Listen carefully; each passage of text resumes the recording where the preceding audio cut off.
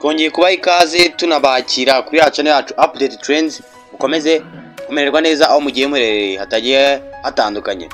Dukomeza no gushimira umuntu wakanze subscribe, tuba tumusuhuza ajya amenya ko tumukunda cyane kuko iriya aba ari inkunga ikomeye cyane bamwe mwaraduhaye natwe ba nyiri channel Update Trends.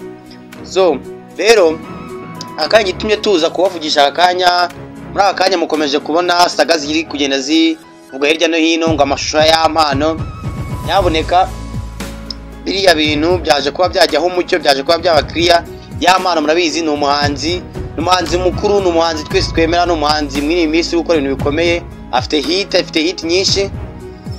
Ubwo rero murabyumva yuko kiba ari ibintu kiba ari ikintu kibabaje cyane, kiba ari ikintu buriya mbega muri makeya nyine gifite ukuntu gishobora kuba cyabangamira kariyeri yawe muri rusange, ugasanga kibasha kuba cyagusubiza inyuma cyangwa se kiri kukwambika isura mbi.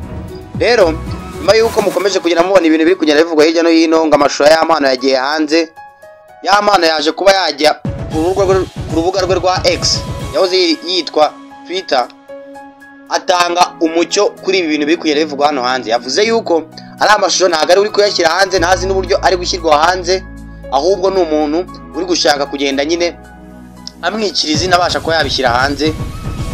Ariko nkamwe nkuko mubibona, umuntu wese uri ku isi, umuntu wese ushaka gukipinga reputation ye, ushaka kugumana icyubahiro afite cyangwa se kurinda izina rye, ntabwo yashyira biriya bintu hanze.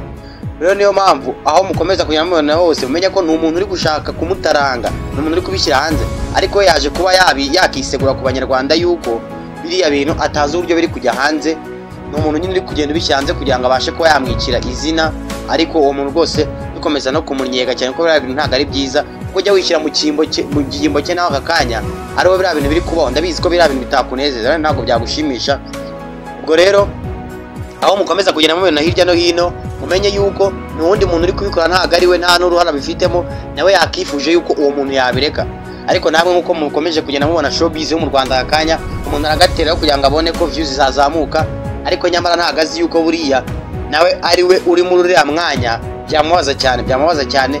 Ubwo rero iki kintu nyaboneka gikomeje kugenda kizenguruka ku mbuga nyinshi zigiye zitandukanye, ariko mumenye yuko rwose nk'abanyarwanda, abafana ba Waboy y'ampano, mukomeze kumva yuko biriya bintu nimuhangayike. Biriya bintu nyine ni bya bintu namwe muzakana bireza hano hanze, ko umuntu yashyira ibintu hanze ashaka kugira ngo agire izindi ntego ze bwitageraho, ariko mu by'ukuri ntabwo biriya bintu biri riyo, ntabwo ari uri kubishyira hanze. Ni abantu bari gushaka kumusebya, bari gushaka kumwikira izina, nibo bari kugenda bafata ziriya nkuru bakomeza kuzikwirakwiza hano hanze. Ubwo rero mukomeza kugenda muzibona hagiye hatandukanye, mumenye yuko ari umuntu uri kugenda abishyira hano hanze, kandi uwo muntu nyaboneka biriya ntabwo ari byiza. Ntabwo ari byiza kuba wafata mugenzi wawe ukamusebya ngo bitewe n'inyungu zawe bwite uri gushaka. Umenya ko nawe ari wowe ujya mu mwanya we, biriya ntabwo wabyishimira. Ubwo rero dukomeza no kwihanganisha umuhanzi wacu Waboy, turamukunda cyane, turamufana, ntabwo turi kwifuza yuko ibintu byakomeza kugenda bicicikana gutya, kuko ibintu biba biri kwica isura y'umuntu, biba biri kwica reputation y'umuntu. Ariko nakomeze kwihangana, biraza kugenda neza. Murakoze cyane.